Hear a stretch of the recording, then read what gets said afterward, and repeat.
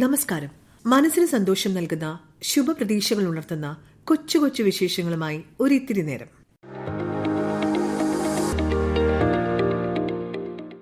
ആകാശവാണി വാർത്താ വിഭാഗം അവതരിപ്പിക്കുന്ന നല്ല വാർത്തകളിലേക്ക് സ്വാഗതം.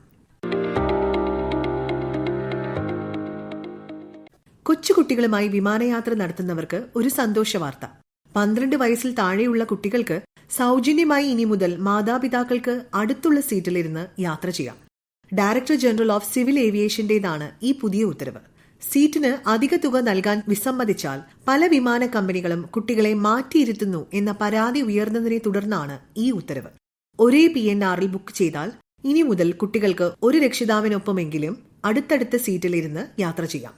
ഈ അധിക തുക ഈടാക്കുന്ന പ്രശ്നം ഇന്ത്യയിൽ മാത്രമല്ല, ലോകം മുഴുവനുള്ള വിമാനയാത്രക്കാരിൽ നിന്നും പരാതി ഉയരുന്ന ഒരു വിഷയമാണ്. സീറ്റ്, ആഹാരം, പാനീയങ്ങൾ, സംഗീതോപകരണങ്ങൾ എന്നിവയ്ക്ക് പ്രത്യേകമായി വിമാന കമ്പനികൾക്ക് തുക ഈടാക്കാം എന്ന വ്യവസ്ഥ പല രാജ്യങ്ങളിലും നിലനിൽക്കുന്നു. ഇതിൽ ഒരു ചെറിയ പരിഹാരമാണ് ഇപ്പോൾ ഉണ്ടായിരിക്കുന്നത്. ഏതായാലും മാതാപിതാക്കൾക്കും കുട്ടികൾക്കും ഇനി സമാധാനമായി ആശങ്കകൾ ഇല്ലാതെ യാത്ര ചെയ്യാം എന്ന വാർത്ത സന്തോഷം പകരുന്നതാണ്.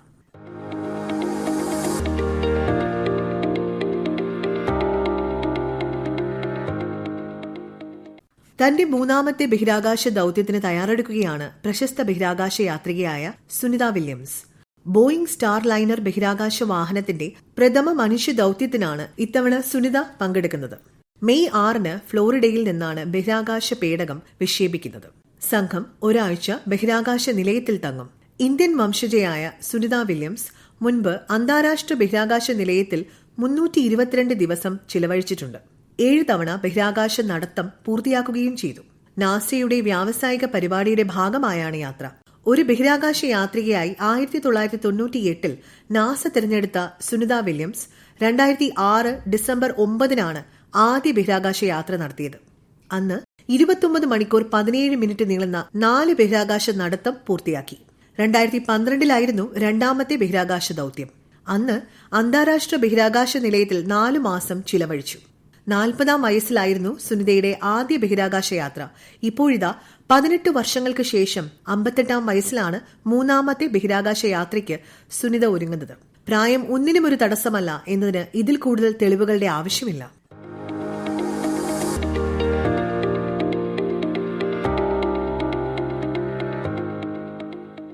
ഡൌൺ സിൻഡ്രോം ബാധിച്ച 4 പെൺകുട്ടികളുടെ അതിജീവനത്തിന്റെ നേർക്കാഴ്ചയാണ് നല്ല വാർത്തയിൽ ഇനി.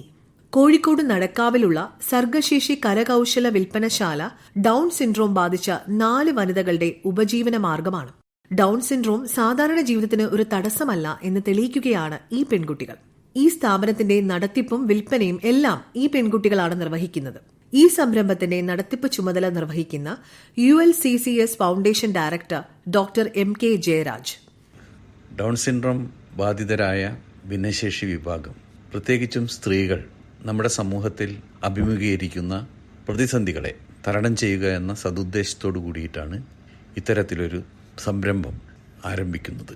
അവിടെ പ്രധാനമായും ഉദ്ദേശിക്കുന്നത് ഭിന്നശേഷി കുട്ടികൾ നിർമ്മിച്ച കരകൗശല ഉൽപ്പന്നങ്ങളുടെ വിൽപ്പന, അതോടൊപ്പം തന്നെ സർഗാലയ ഇരിങ്ങൽ കോഴിക്കോട്ടെ സ്ഥാപനവും അതേപോലെ തിരുവനന്തപുരം കോവളത്തുള്ള ക്രാഫ്റ്റ് വില്ലേജിലെ ഉൽപ്പാദിപ്പിക്കുന്ന ഉൽപ്പന്നങ്ങളുമൊക്കെ അവിടെ വിൽപ്പനയ്ക്ക് വെച്ചിട്ടുണ്ട്. ഇതിൽ നിന്നും കിട്ടുന്ന ലാഭവിഹിതത്തിൽ നിന്നാണ് അവിടെ ജോലിയെടുക്കുന്ന ഡൗൺ സിൻഡ്രോം ബാധിതരായ സ്ത്രീകൾക്ക് വേതനം നൽകുന്നത്.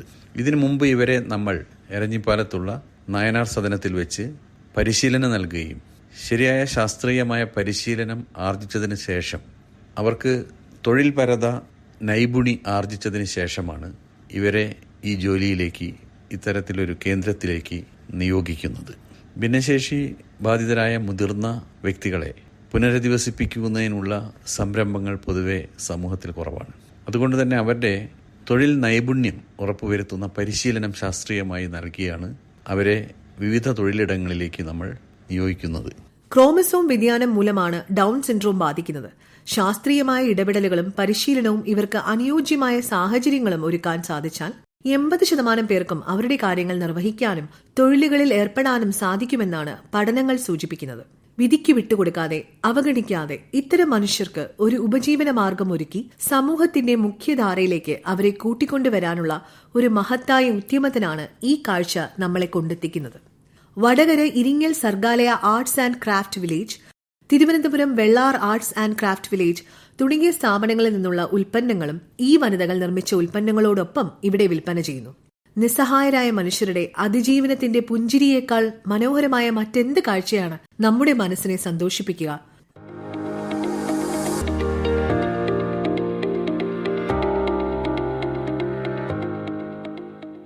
പന്ത്രണ്ട് വർഷം കൊണ്ട് 16 രാജ്യങ്ങളിലൂടെ സഞ്ചരിച്ച് എറണാകുളം ചിത്രപ്പുഴ സ്വദേശി മോളി ജോയ്. പ്രായവും പ്രാരാബ്ദവും സ്വപ്നങ്ങൾക്ക് വിലങ്ങുതടിയാണെന്ന് വിശ്വസിക്കുന്ന ഒട്ടേറെ മനുഷ്യർക്ക് ഒരു മാതൃകയാണ് മോളി ജോയ്. തന്റെ ചെറിയ പലചരക്ക് കടയിൽ നിന്നുള്ള വരുമാനമാണ് മോളിയുടെ യാത്രയുടെ മൂലധനം. ഭർത്താവിന്റെ മരണത്തിന് ശേഷം വീടിന്റെ ചുമതല പൂർണ്ണമായും ഏറ്റെടുത്ത മോളി മക്കളുടെ വിദ്യാഭ്യാസവും വിവാഹവും എല്ലാം നടത്തിയ ശേഷം തന്റെ ചിരകാല സ്വപ്നത്തിനു വേണ്ടി മുന്നിട്ടിറങ്ങുകയായിരുന്നു. 51 വയസ്സുള്ളപ്പോൾ വിദേശയാത്രയ്ക്ക് തുടക്കം കുറിച്ച മോളിക്ക് ഇപ്പോൾ 62 വയസ്സ് കഴിഞ്ഞു. അമ്മയുടെ യാത്രകൾക്ക് മക്കളും പിന്തുണ നൽകി. 10 ദിവസത്തെ യൂറോപ്പ് യാത്രയിലൂടെയായിരുന്നു മോളി ജോയുടെ ലോകയാത്രയുടെ തുടക്കം. Germany, France, Italy, Switzerland, Vatican, America, Singapore, Malaysia എന്നിങ്ങനെ ലോകത്തിന്റെ വിവിധ ഭാഗങ്ങളിൽ തന്റെ സ്വപ്നങ്ങൾ പിന്തുടർന്ന് മോളി ജോയ് എത്തിച്ചേർന്നു. സ്വപ്നങ്ങൾ അവസാനിച്ചിട്ടില്ല, ഇനിയും ഏറെ ദൂരം മുന്നോട്ടു പോകാനുണ്ടെന്ന് മോളി വിശ്വസിക്കുന്നു. സാഹചര്യങ്ങളിൽ കുറ്റം പറഞ്ഞ് പിന്നോട്ട് വലിയുന്ന ഒട്ടേറെ വനിതകൾക്ക് ഒരു പ്രചോദനമാണ് മോളി ജോയ്.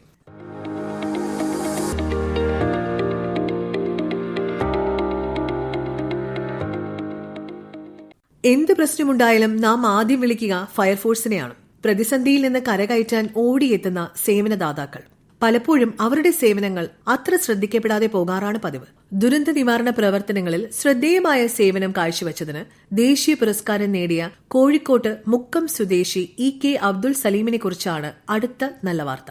1993 പോലീസുകാരനായി സർവീസ് ആരംഭിച്ച മലബാർ സ്പെഷ്യൽ പോലീസിന്റെ പഴയ ഗോൾ കീപ്പർ അബ്ദുൾ സലീം 1996 ഫയർഫോഴ്സിലെത്തുന്നത്. മലപ്പുറം ഫയർ ആൻഡ് റെസ്ക്യൂ സ്റ്റേഷനിലെ സ്റ്റേഷൻ ഓഫീസറായ ഇദ്ദേഹം ദേശീയ അഗ്നിശമന വാരത്തോട് അനുബന്ധിച്ച് സ്തുത്യർഹ സേവനത്തിന് കേന്ദ്ര ആഭ്യന്തര മന്ത്രാലയത്തിന് കീഴിലുള്ള fire service, civil defence and home guard director general നൽകുന്ന ഡിസ്കിനും കമന്റേഷൻ സർട്ടിഫിക്കറ്റിനും അർഹനായിട്ടുണ്ട്.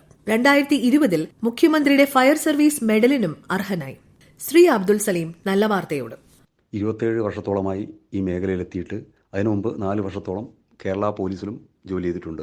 2007 കോഴിക്കോട് മിഠായിത്തെരുവ് അഗ്നിബാധ, 2012 പുല്ലുരാമ്പാറ ഉരുൾപൊട്ടൽ, 2018 വെള്ളപ്പൊക്കം, അരീക്കോട് ഓടക്കയം ഉരുൾപൊട്ടൽ, 2019 കവളപ്പാറ ഉരുൾപൊട്ടൽ എന്നിവിടങ്ങളിൽ രക്ഷാപ്രവർത്തനത്തിൽ പങ്കെടുത്തിട്ടുണ്ട്. മുങ്ങി മരണങ്ങളുടെ നിരക്ക് ഞെട്ടിപ്പിക്കുന്ന വിധം വർദ്ധിച്ചുകൊണ്ടിരിക്കുകയാണ്. പ്രത്യേകിച്ച് മലപ്പുറം ജില്ലയിൽ അബദ്ധത്തിൽ വെള്ളത്തിൽ വീണ് രക്ഷാശ്രമത്തിനിടയിൽ, ഉല്ലാസയാത്രക്കിടയിൽ, അപരിചിതമായ സ്ഥലത്ത് കുളിക്കാനിറങ്ങി. ഈ സാഹചര്യത്തിലാണ് കുട്ടികളെ നീന്തൽ പഠിപ്പിക്കുന്നതിനും ജലാശയ അപകടങ്ങളെക്കുറിച്ച് ബോധവൽക്കരണം നടത്തുന്നതിനും സംസ്ഥാന ബാലാവകാശ സംരക്ഷണ കമ്മീഷൻ നിർദ്ദേശിക്കുന്നത്. 2023 നവംബർ 14 ദേശീയ ശിശുദിനത്തിൽ ജില്ലയിലെ കുഞ്ഞുങ്ങൾക്കുള്ള സമ്മാനമായിട്ടാണ് മിടിപ്പ് എന്ന് പേരിട്ട 1 വർഷം നീണ്ടു നിൽക്കുന്ന ആദ്യഘട്ട കർമ്മ പദ്ധതി തയ്യാറാക്കിയിരുന്നത്. ജില്ലയിലെ പരമാവധി ജനങ്ങളിലേക്ക് ഈ ജലസുരക്ഷാ ബോധവൽക്കരണ പരിപാടി എത്തിക്കുന്നതിനായിട്ട് വ്യത്യസ്തമായ പരിപാടികൾ സംഘടിപ്പിക്കുന്നുണ്ട്. വിദ്യാർത്ഥികൾക്കും പൊതുജനങ്ങൾക്കും രക്ഷാപ്രവർത്തനം സംബന്ധിച്ച ബോധവൽക്കരണ ക്ലാസുകൾ അദ്ദേഹം നടത്തുന്നുണ്ട്. കുട്ടികൾ മുങ്ങിമരണങ്ങൾ പ്രതിരോധിക്കാനായി സ്കൂൾ വിദ്യാർത്ഥികളെ നീന്തലും രക്ഷാപ്രവർത്തനവും പരിശീലിപ്പിക്കുന്നതിന് മലപ്പുറം ജില്ലാ ഫയർ ആൻഡ് റെസ്ക്യൂ സർവീസ് നടത്തുന്ന മിടിപ്പ് എന്ന ജലസുരക്ഷാ പരിപാടിയുടെ കോർഡിനേറ്ററും പരിശീലകനും കൂടിയാണ് അബ്ദുൾ സലീം.